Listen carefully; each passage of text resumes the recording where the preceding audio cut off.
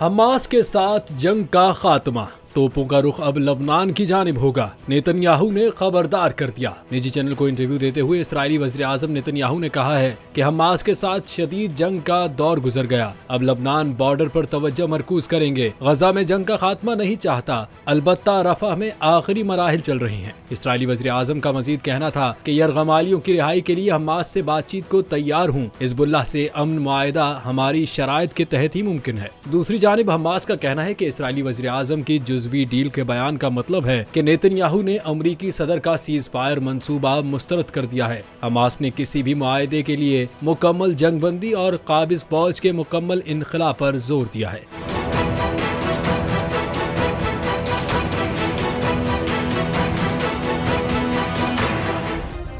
Subscribe करें और bell दबाएं ताकि कोई खबर रह न जाए।